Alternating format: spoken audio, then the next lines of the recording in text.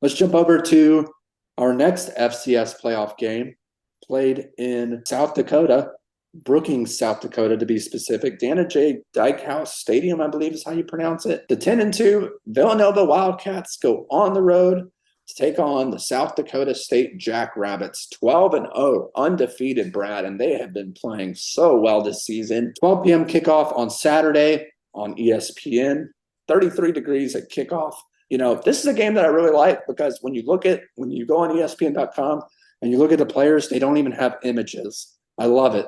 And tickets are going as low as $9. So, Brad, I'll turn it over to you. Who wins this FCS playoff game?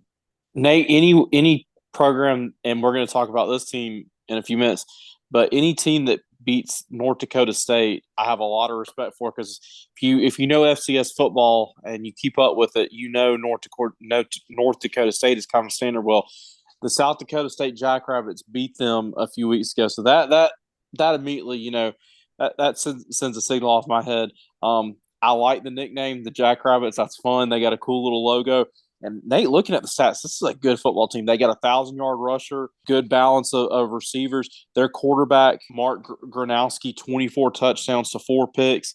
Tells me everything I need to know. Give me the Jackrabbits in this one. Brad, this is such an intriguing matchup to me. You have to think the 20-point spread goes towards the Jackrabbits defense, but when you look at this quarterback matchup, my goodness, these guys are playing out. Connor Watkins, 2,607 yards passing, 20 touchdowns, struggled a little bit with the interceptions with 9 interceptions. And as you mentioned, Mark Gronowski, I mean, wow, what a year he's having as well. 2,500 yards, 24 touchdowns, and only 4 interceptions.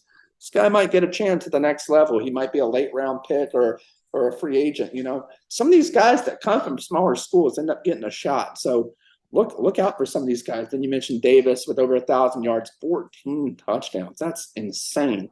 But on the other side, Jay Jackson, not having a bad year either. 123 carries and already has 914 yards. He's got a chance to hit that 1,000 this game.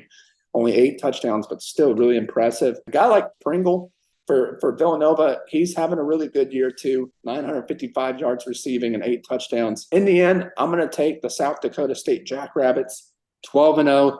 They seem just too strong for this one. They get the home field advantage, which, by the way, I love that about FCS playoffs, and I think we're going to see that in the first 2 rounds, if I'm not mistaken, of the FBS playoffs, the college football championship or college football playoffs next year. Home field advantage, it's so cool to see in some of these games. But yeah, give me the South Dakota State Jackrabbits. But again, this could be a really good matchup as well. When we come back next time, we're going to discuss our bowl game previews and predictions, and eventually we're going to get to our playoff predictions. You're not going to want to miss out. Please be sure to give this video a big thumbs up, share it with your friends, be sure to subscribe, follow us on all socials at Break the Huddle, and be sure to turn on your bell notifications to stay up to date when we post our latest videos. And let us know in the comments who you believe will win this week's matchups, along with your opinions on the FCS moving up to the FBS with the new playoff system. From Break the Huddle Studios, this is Nathan and Brad signing off.